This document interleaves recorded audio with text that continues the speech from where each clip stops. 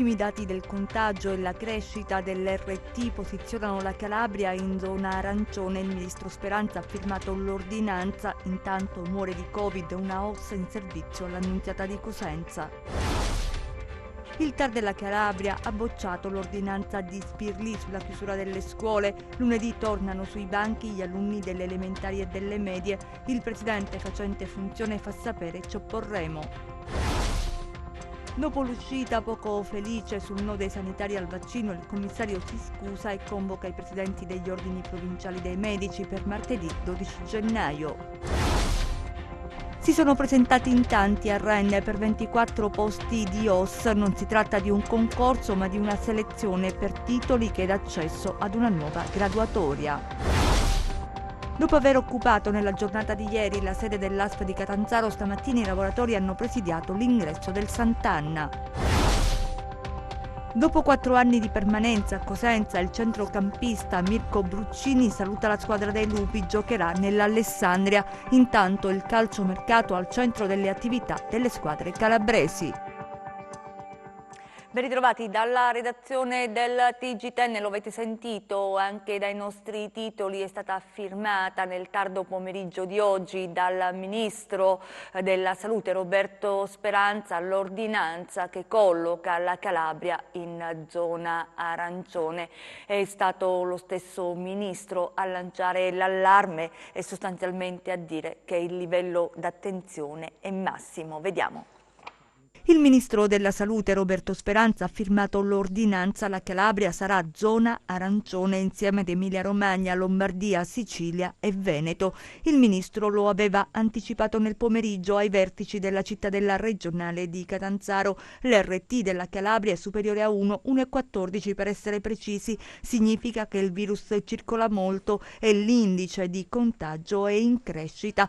Roberto Speranza con un post su Facebook dice: dobbiamo tenere il massimo livello di attenzione. Il provvedimento del Ministero della Salute andrà in vigore da domenica 10 gennaio, una misura necessaria, secondo il Ministro, che ha deciso di adottare le restrizioni sulla base dei dati e delle indicazioni della cabina di regia. Dal settimo piano del palazzo intitolato Aiole Santelli, consapevoli dell'aumento dei positivi sul territorio, auspicano da parte del governo misure di tutela per le attività che resteranno chiuse, ristori veri perché non si debba scegliere tra salute e lavoro.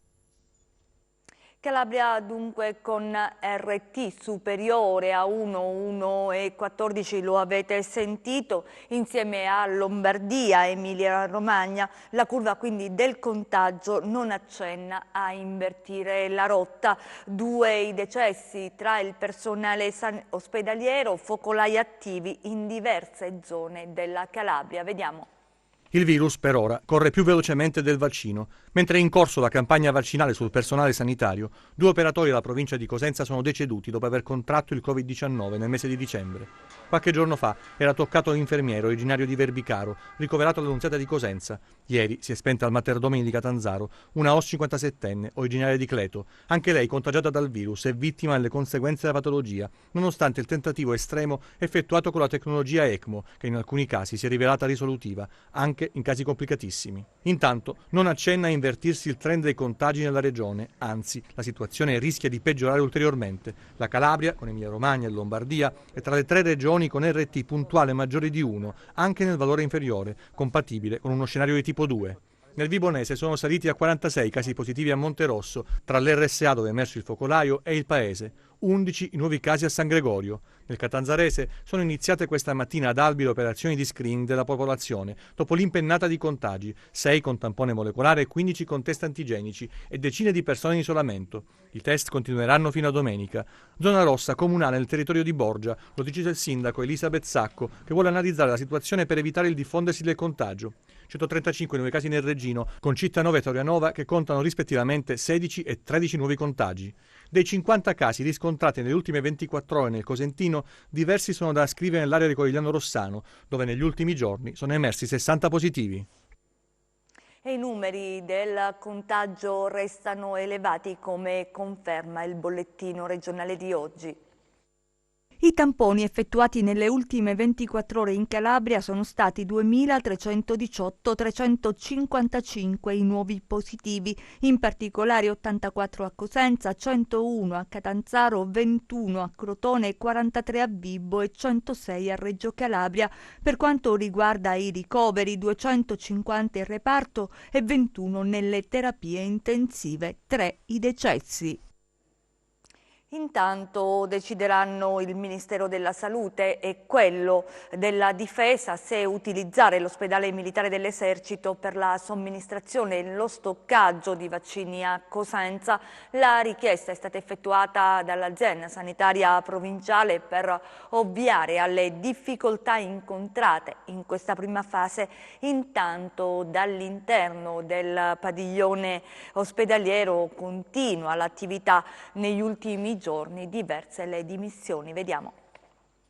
5.603 somministrazioni su 25.630 dosi consegnate. La Calabria è ancora all'ultimo posto per percentuale di inoculazioni con il 21,9%. La campagna vaccinale va avanti e con maggiore celerità rispetto alle prime fasi, ma evidentemente si può e si deve fare meglio. Le difficoltà non mancano e dovranno essere superate al più presto, visto che esaurita la vaccinazione del personale sanitario, la Regione di concerto con il commissario ha intenzione di ampliare la platea e passare ad altre categorie e poi agli ultraottantenni già nel mese di febbraio. Intanto, proprio in virtù delle difficoltà incontrate, l'ASP di Cosenza ha chiesto il supporto logistico-organizzativo dell'ospedale militare da campo e dell'Esercito per la somministrazione e lo stoccaggio delle dosi allo scopo di garantire una capillare distribuzione.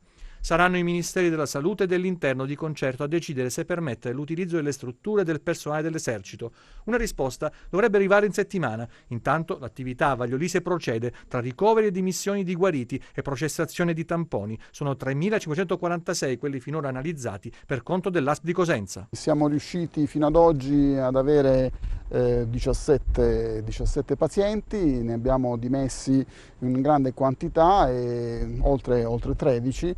Ancora ne abbiamo qui 3 ricoverati, siamo in attesa anche di vedere quali saranno i risvolti dell'andamento epidemiologico anche dopo le feste. Al momento sembra che questo fenomeno sia controllabile, ovviamente noi siamo pronti a far fronte anche a ulteriori ricoveri e all'aumento delle necessità e delle esigenze che il Santissimo Annunziata vorrà eventualmente trasferire presso il nostro ospedale. L'attività di analisi dei tamponi procede in maniera importante, siamo sempre più aderenti ai tempi di consegna anche dei referti e dei risultati, abbiamo veramente ridotto tantissimo i tempi di attesa, quindi stiamo cercando di dare davvero il maggior supporto possibile in servizio alla popolazione.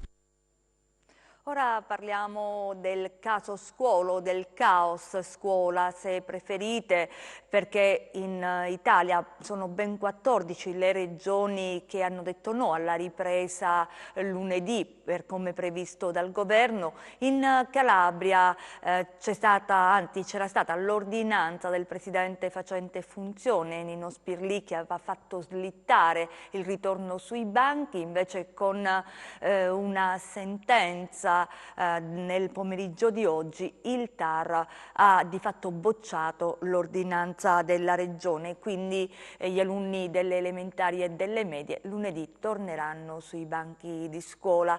Dal Palazzo della Regione però fanno sapere, ci opporremo, vediamo. Da lunedì in Calabria riapriranno le scuole elementari e medie. Il TAR della Calabria ha bocciato l'ordinanza del presidente facente funzioni Nino Spirlì. Per i giudici amministrativi il provvedimento è sproporzionato. Spirlì è pronto al ricorso. I legali stanno lavorando, l'opposizione arriva assolutamente e io mi auguro che con la stessa rapidità utilizzata per decidere oggi, da ieri a oggi, domani si possa decidere in previsione, considerato il fatto che lunedì saremo arancioni tutti. Secondo la Regione bisognerebbe adottare un solo criterio, quello che il presidente facente funzioni definisce del buonsenso. Esiste la necessità di trovare un criterio, proprio un criterio che stabilisca oggettivamente e non ad interpretazione personale se sia mai possibile in questo momento far uscire i ragazzini, i bambini gli adolescenti, i giovani da casa in piena e totale sicurezza, per mandarli a scuola in piena totale sicurezza. E se le scuole sono in grado di garantire il ricambio dell'aria in un'aula, in tutte le aule, una per tutte le aule, senza la necessità di aprire le finestre in questo momento invernale, per cui se te non prendi una te ne prendi l'altra, una bronchite, una broncopolmonite o comunque un'influenza o un raffreddore. Se c'è tutto questo, se c'è questa sicurezza, i ragazzi vadano a scuola. Se nessuno è in grado, o anche uno solo, non è in grado di garantire tutto questo, ritengo che i genitori che vogliono tenere i figli a casa stiano nel giusto. E va ricordato che erano stati proprio dei genitori a presentare il ricorso al TAR avverso all'ordinanza del presidente facente funzione della regione. I presidenti invece degli ordini provinciali dei medici della Calabria incontreranno il commissario Longo. Intanto sui vaccini l'ospedale di Reggio Calabria ha completato la prima fase. Vediamo. Il commissario alla sanità in Calabria, Guido Longo, ha convocato per martedì prossimo, 12 gennaio, i presidenti degli ordini provinciali dei medici. C'è attesa per l'incontro, intanto si fa il punto sui vaccini effettuati dai sanitari su base volontaria in una regione in cui manca il piano vaccini. È la prima volta che ci viene chiesta, perché dopo tante gestioni commissariali è la prima volta che qualcuno si decide a convocare i medici per avere delle delucidazioni su quello che bisognerà fare. Per quanto riguarda il piano di vaccinazione, è vero, non è stato predisposto per tempo e questa è una realtà. Però almeno qui devo dire, nella mia provincia, siamo partiti come i diesel, siamo partiti piano, ma ora stiamo andando molto bene, tant'è che l'azienda sanitaria di Reggio Calabria praticamente quasi tutto il personale è stato vaccinato, sia medico che infermieristico che ausiliario, e adesso stanno per essere vaccinati anche coloro che abitudinariamente vanno a l'ospedale. Per quanto riguarda l'ASP, adesso credo siano riusciti a trovare quasi completamente tutti i medici vaccinatori, ma hanno aperto numerosi punti vaccino in varie zone della provincia, per cui si sta procedendo anche abbastanza rapidamente. E per la verità hanno chiesto anche a noi la disponibilità di collaborare, tant'è che stiamo prendendo tutte le adesioni da parte degli odontoiatri, che è una categoria che era stata praticamente esclusa dal piano di vaccinazione iniziale, dei liberi professionisti, dei giovani medici, per cui credo che a breve riusciremo a portare avanti anche queste ultime vaccinazioni, anche se l'adesione, a dire il vero, dei medici è piuttosto notevole, per cui credo che un po' di tempo ancora avremo bisogno per poter vaccinare tutti quanti. In questa fase di vaccinazione c'è la disponibilità dei medici a prestare la loro opera. Al di là di tutti i medici che lavorano regolarmente e sono in attività, devo dire che addirittura molti medici che sono in pensione hanno dato la disponibilità a vaccinare i colleghi presso dei punti che possono essere sistemati in varie zone della nostra provincia. Quindi questo dimostra ancora una volta quanto i medici siano sempre disponibili, sia che siano sul lavoro che fuori dal lavoro, per dare un apporto a tutta la popolazione, perché in questo momento si sta vaccinando in base ai numeri di vaccini che sono arrivati disponibili e si sta vaccinando il personale sanitario. Il problema credo che ci sarà quando ci dovrà essere la vaccinazione di massa che riguarda tutta la popolazione. E allora a quel punto avere disponibili dei colleghi che possono costituire dei gruppi vaccinatori posti in varie parti della città credo che sia una cosa estremamente importante. E il dottore lo anticipava, questa rete di medici che possa essere utile in questa fase delicatissima delle vaccinazioni. La Lombardia, è notizia di oggi, ha chiamato i medici di base, un'ipotesi che era stata avanzata anche in Calabria, però i diretti interessati sono stati contattati, vediamo. Corsa contro il tempo affinché il vaccino arrivi a tutti, più postazioni, più operatori. L'ipotesi che si è fatta strada in questi giorni è quella di coinvolgere anche i medici di base, ma i diretti interessati sono stati contattati? Assolutamente no, non abbiamo segnali in questa direzione. Abbiamo dato la nostra disponibilità, lo stiamo dicendo, approfitto anche della sua rete televisiva per dirlo. La cosa che mi preoccupa da cittadino calabrese e da medico è che mi sarei aspettato che all'arrivo delle prime dosi di vaccino, prima dell'arrivo delle prime dosi del vaccino, ci fosse già un piano di vaccinazione, sia per i medici che lavorano, per gli infermieri che lavorano in ospedale, ma anche per i medici di famiglia e, se mi consenta, anche per il personale di segreteria che lavora con noi e anche per gli infermieri che lavorano con noi. Cioè sono persone esposte a rischio. Questa cosa per la verità non è stata fatta, tranne Cosenza, che si è attivata in questo momento e sta vaccinando i medici del territorio. Abbiamo avuto delle grosse defiance a Vibo, a Catanzaro, a Crotone. Sento adesso il presidente dell'Ordine di Reggio, si stanno organizzando adesso, ma ritengo che i medici, la categoria dei medici che ha dato purtroppo, ahimè, più morti, e quindi la categoria dei medici tra le più esposte al contagio, diciamo che in Calabria è stata tenuta in serie B, se mi consente il termine. Tra l'altro, una cosa importante, noi siamo abituati ad organizzare le vaccinazioni antinfluenzali, abbiamo raggiunto una grande competenza, tanto che grazie ai medici di famiglia la Calabria è stata ai primi posti in Italia per indici di vaccinazioni antinfluenzali. Abbiamo una competenza anche di tipo organizzativo che saremmo felici di mettere a disposizione del commissario e di chiunque voglia contattarci per poter essere utili alla nostra popolazione calabrese. La cronaca ci porta a San Nicola Arcella. Una ragazza di 19 anni è morta in un incidente stradale accaduto proprio a San Nicola Arcella, lungo la statale 18. La giovane viaggiava a bordo di un'automobile che è finita per cause ancora in corso d'accertamento fuori strada. Sulla vettura si trovavano altri 3 giovani che sono rimasti feriti. Sul luogo dell'incidente sono intervenuti la polizia stradale e il personale dell'ANAS. Siamo alle vertenze del lavoro, ancora una protesta per i lavoratori del Sant'Anna Hospital di Catanzaro che questa mattina hanno occupato l'ingresso della struttura. Vediamo. Questi che vi mostriamo sono i dipendenti del Sant'Anna Hospital che questa mattina hanno occupato l'ingresso della struttura. Un'altra protesta eclatante dopo quella di ieri davanti la sede dell'ASP di Catanzaro. Insieme ai rappresentanti sindacali dell'USB chiedono risposte sul loro futuro occupazionale e di conseguenza su quello della clinica, alla quale non è stato ancora rinnovato l'accreditamento.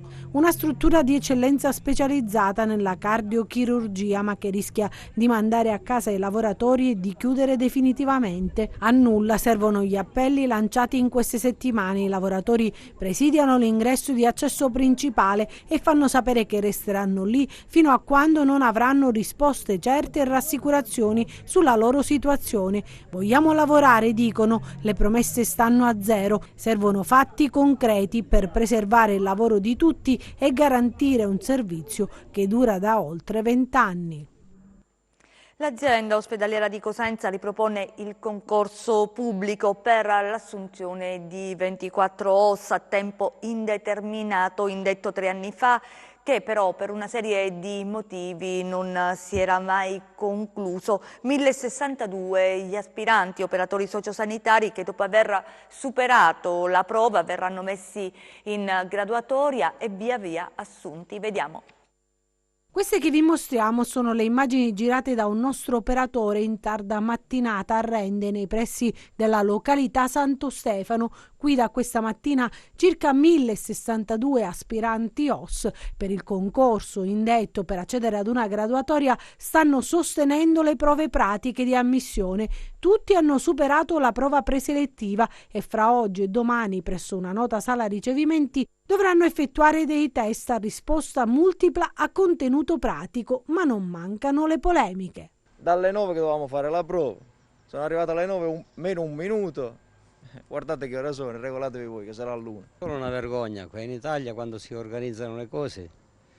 Io passeggiando qua ho visto un paesino, una via Svizzera, ma qua siamo distanti, forse su Marte siamo.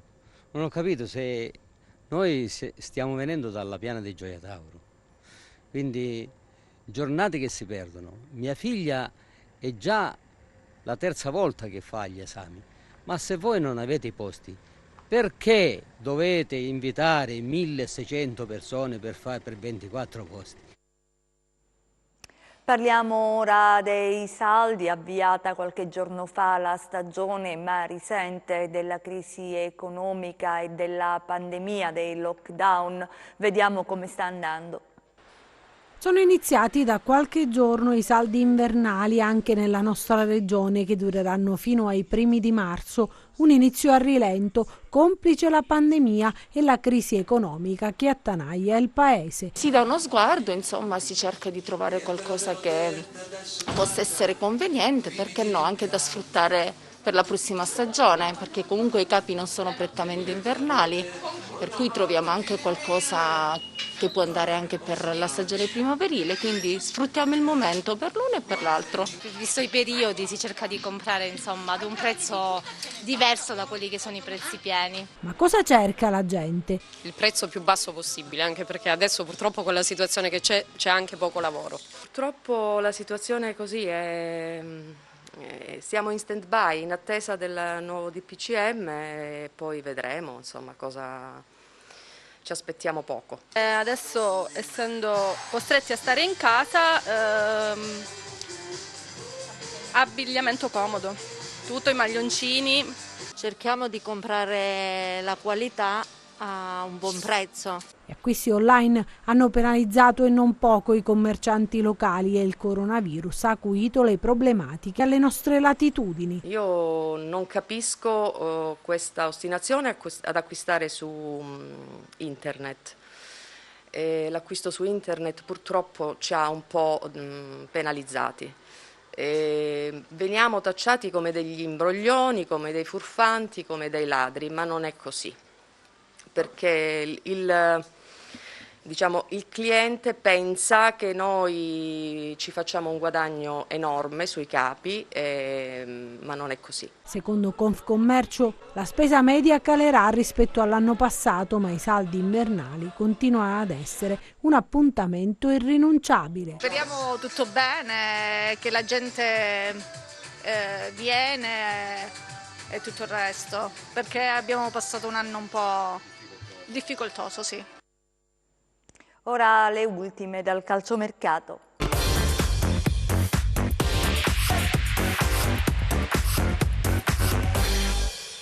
Il Crotone è alla ricerca di un attaccante che prosegue a partire dal sondaggio concreto per Pinamonti che c'è stato nei giorni scorsi, ma il calciatore ha detto no, preferendo altre proposte come ad esempio quella del Benevento che è piombato ed è in pole position per assicurarsi il bomber che ha un ingaggio pesante. Scuola Inter, il nome forte in pole per il Crotone è quello di Bomber Mancuso che sta trascinando l'Empoli verso vette sempre più alte in Serie B, ma da quanto ci risulta difficilmente l'Empoli deciderà di privarsi di una delle sue punte di diamante. Torino e Fiorentina e la stessa Lazio hanno provato a sondare il terreno per capire la fattibilità di un'eventuale operazione Messias. Il Crotone non intende privarsi del suo gioiello per antonomasia. Il Cosenza cerca sempre un attaccante, il nome di Samuele Longo piace, ma anche in questo caso il Venezia fa muro. La Regina ha provato a capire la fattibilità di un'eventuale operazione invece per quanto concerne il difensore Pisacane, promesso sposo del Lecce, anche se in questo momento Cagliari e Lecce stanno parlando per un eventuale scambio che coinvolgerebbe un altro vecchio pallino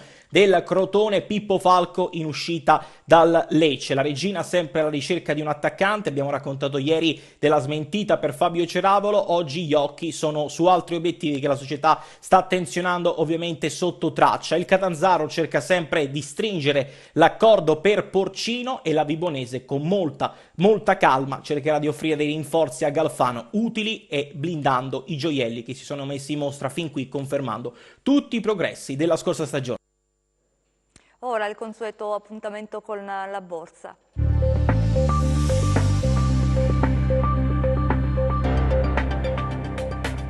Chiusura poco sopra la parità per gli eurolistini, andamento contrastato per Wall Street. Il Job Report di dicembre ha evidenziato la perdita di 140.000 posti di lavoro e un tasso di disoccupazione stabile al 6,7%, numeri che rimarcano l'impatto dell'emergenza sanitaria sull'economia, con una perdita di quasi 10 milioni di posti di lavoro complessivi, ma allo stesso tempo rafforzano ulteriormente le aspettative di ulteriori stimoli fiscali da parte della nuova amministrazione Biden. Trump ha riconosciuto per la prima volta la vittoria del suo avversario e si è impegnato a garantire una transizione ordinata dei poteri, condannando gli scontri di Capitol Hill. Restano le preoccupazioni legate alla pandemia, con nuovi record giornalieri di vittime per USA e Germania, mentre il Regno Unito ha varato regole più restrittive per i viaggi.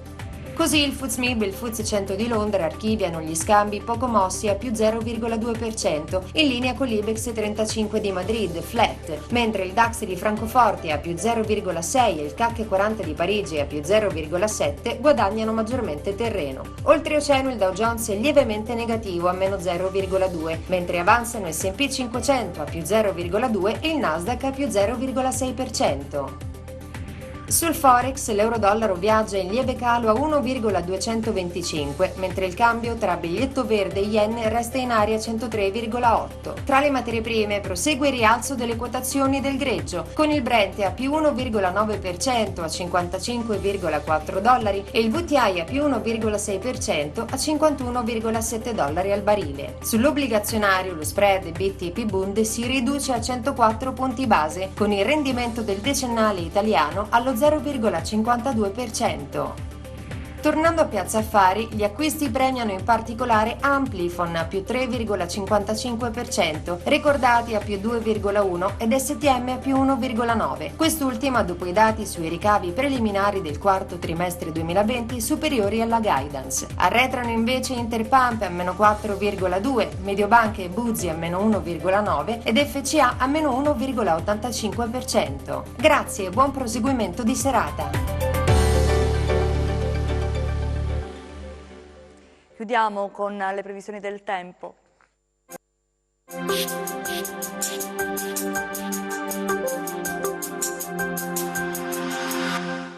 Una nuova discesa d'aria artico-marittima verso la penisola iberica rinvigorirà una perturbazione già presente tra la Spagna e il Nord Africa, che muovendosi poi verso est e convogliando correnti miti e umide, apporterà sulla nostra regione nel corso del fine settimana un peggioramento del tempo e un contestuale aumento delle temperature che sarà maggiormente avvertito sulle aree montuose e sui versanti tirrenici.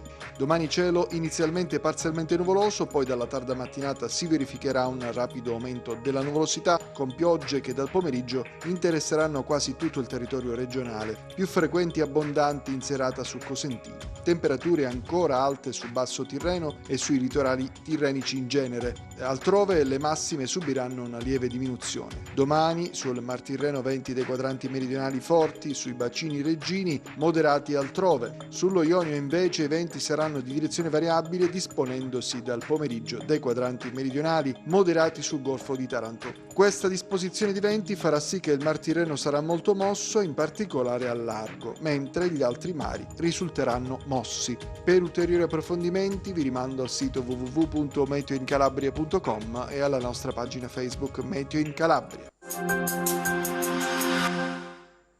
È tutto, grazie per essere stati con noi, grazie in regia Michele Cava, in messa in onda Giuseppe Costanzo, noi vi auguriamo un buon proseguimento.